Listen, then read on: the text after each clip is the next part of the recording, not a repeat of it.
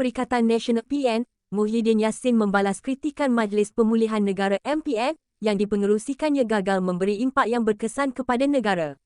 Muhyiddin berkata peranan MPN hanyalah untuk memberikan nasihat dan banyak syur yang dikemukakan majlis itu tidak dilaksanakan Perdana Menteri Ismail Sabri Yaakob dan Kabinet. Terdahulu, peranannya sebagai pengerusi MPN dikritik oleh sejumlah pemimpin BN apabila dia mencadangkan agar Ismail Sabri membubarkan parlimen dan mengadakan pilihan raya jika gagal menguruskan ekonomi negara. Dalam kenyataan hari ini, Muhyiddin berkata antara syur yang diberikan adalah berkaitan perusahaan mikro, kecil dan sederhana MPKS. Dia berkata pada 18 Mei lalu MPN menghantar memorandum kepada Kabinet yang mencadangkan penerusan moratorium pinjaman kepada MPKS. Katanya, dia sekali lagi membangkitkan cadangan itu dalam kenyataan bertarikh 12 September namun kerajaan dilihat tidak membincangkannya. Saya berasa agak hairan kerana memorandum Jemaah Menteri mengenai perakuan ini telah pun diangkat kepada Kabinet pada 18 Mei 2022.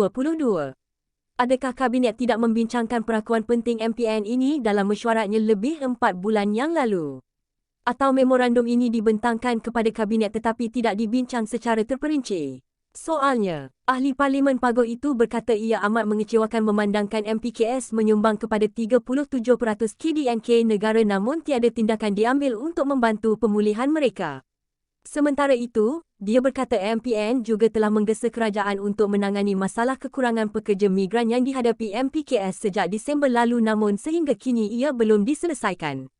Tiada kuasa. Selaku pengerusi MPN, kata Muhyiddin, dia tiada kuasa untuk memberi arahan kepada menteri atau mana-mana pengarah jabatan kerajaan.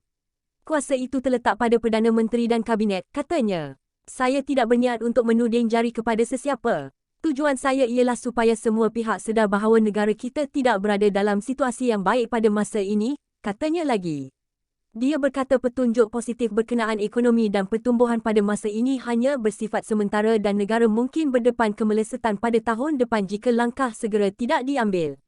Saya harap Perdana Menteri dan kerajaan memberikan tumpuan utama kepada usaha melaksanakan langkah lebih berkesan untuk memulihkan ekonomi negara dengan lebih cepat dan meringankan beban rakyat terutamanya akibat kenaikan harga barang dan kadar inflasi, katanya.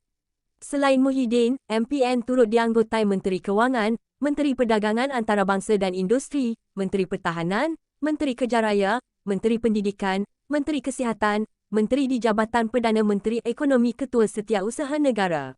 Ia turut dianggota pakar ekonomi, sosial dan pendidikan serta wakil parti-parti pembangkang.